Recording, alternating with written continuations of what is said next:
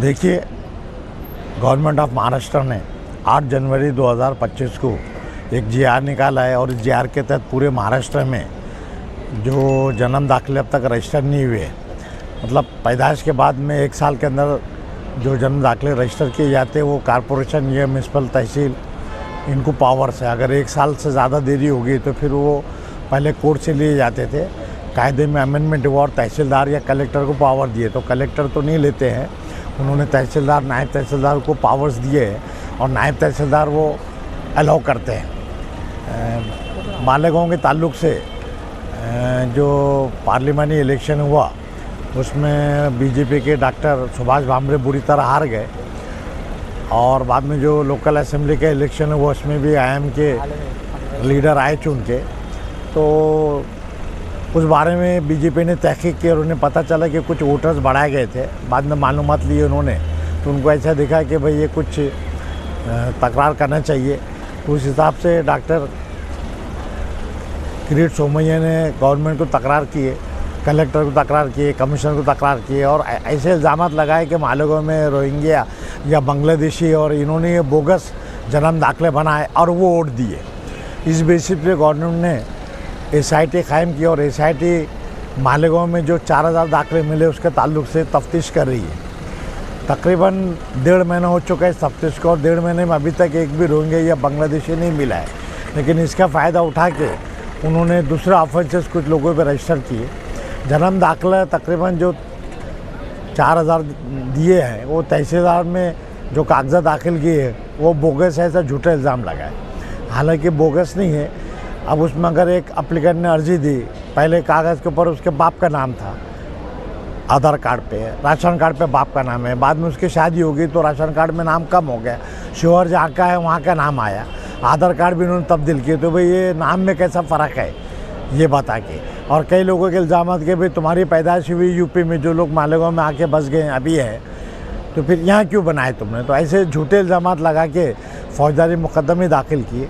Birth and registration act 2023 में जो amendment है और पहले भी थी, तो उसमें कलम 15 में ऐसा क्लियर कट लिखा हुआ है कि अगर जन्म का दाखिला तहसीलदार से या वो अथॉरिटी से बोगस डॉक्यूमेंट दाखिल करके, बोगस मालूमात देके या गुमराहकुन तरीके से या फ्रॉड करके या कोई भी तरीका हुआ तो वो रद्द करने के पूरे इख्तियारात हैं उनको। तो वो रद्द नहीं की उन्होंने और उसी में कंपाउंडिंग ऑफेंस है सेक्शन 24 में कि भाई अगर ये से बोगस डॉक्यूमेंट किए तो वो कंपाउंड करते आता और 1000 रुपये तक जुर्माना है, कोई उसको सज़ा नहीं है। पेनल प्रोविज़न भी बर्थ एंड रजिस्ट्रेशन में। लेकिन चूँकि यहाँ मुसलमानों को बदनाम करना था मालेगांव के और भी जगह के, तो उसमें इन्होंने क्या किए कि 400 BC किए, बोगस डॉक्यूमेंट बनाए, ऐसी झूठी तकरार दे के गुनाह नोंद कराए। उसमें कुछ लोगों के ऊपर, कुछ औरतें भी हैं जो ज़ईफ़ हैं, कुछ जवान लड़के हैं जो एजेंट ने, जो वकीलों ने बनाए उनको भी वो की है। वो तफ्तीश अपनी जगह पे चालू है। सबसे हमने मालूमात लिए, वहाँ की मीटिंगें भी हुई और भी मालूमात लिए। तो आज अभी तक 1.5 महीने में इनके जो कागजात की तफ्तीश की है, कागजात बेतरतीब हो सकते हैं लेकिन एक भी रोहिंग्या या बांग्लादेशी नहीं मिला।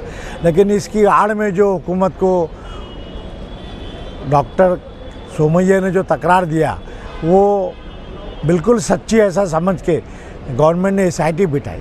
SIT चालू है। लेकिन इस दौरान गवर्नमेंट ने 8 जनवरी को एक आदेश निकाला है और सेक्रेटरी ने ऑर्डर किया महाराष्ट्र में कहीं पर भी जन्म दाखिले नोंद नहीं कर सकते। ऐसा ये गैर कानूनी है, एक्ट सेंट्रल है वो। ये 4000 का दफा है, ये आप रोकिए अलग बात है। लेकिन जो अभी कॉन्वेंट स्कूलों में, तमाम स्कूलों में, इंग्लिश मीडियम स्कूलों में मार्च अप्रैल में एडमिशन शुरू होते हैं।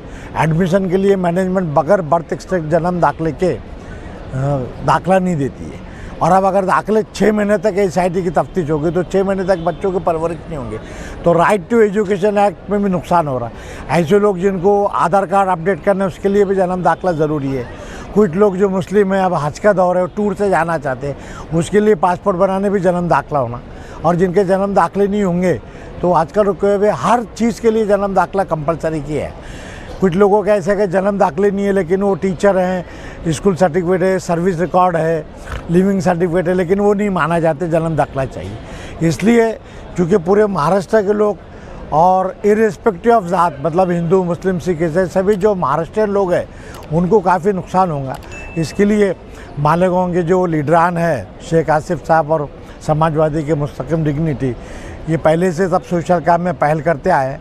और इन्होंने हमारे नामवर वकील महेंद्र संधांशु है बॉम्बे के, हम खुद भी साथ जुड़े हुए हैं और सीनियर वकील लगा के हमने पब्लिक इंटरेस्ट लिटिगेशन दाखिल किया है, उसमें तमाम कागजात दाखिल किए हैं। और इंशाल्लाह हमें उम्मीद है कि ऑर्डर जो गवर्नमेंट ने दिए है कि पूरे महाराष्ट्र में जो है जन्म दाखिले नहीं होना, वो इंशाल्लाह रद्द किया जाएगा। इसलिए हमने जो केस दाखिल किया वो union of India, government of Maharashtra, क्योंकि सेंट्रल एक्ट है ये, और सेंट्रल एक्ट में महाराष्ट्र गवर्नमेंट को तरमीम करने का इख्तियार है। इनके रूल्स में ज़्यादा से ज़्यादा जो 4000 दाखिले ये मुतनाज़ बोल रहे हैं वो रोकते आते थे, लेकिन ये उसकी आड़ में इन्होंने शुरू किया। और जहाँ जहाँ मुस्लिम आबादी है, अकोला है, औरंगाबाद है, भिवंडी है, नागपुर है, सब जगह ये उंगलियाँ कर रहे हैं। तो ये नहीं होना चाहिए और ये दाखिले दोबारा शुरू करना चाहिए, इसलिए हमने पब्लिक इंटरेस्ट लिटिगेशन दाखिल की।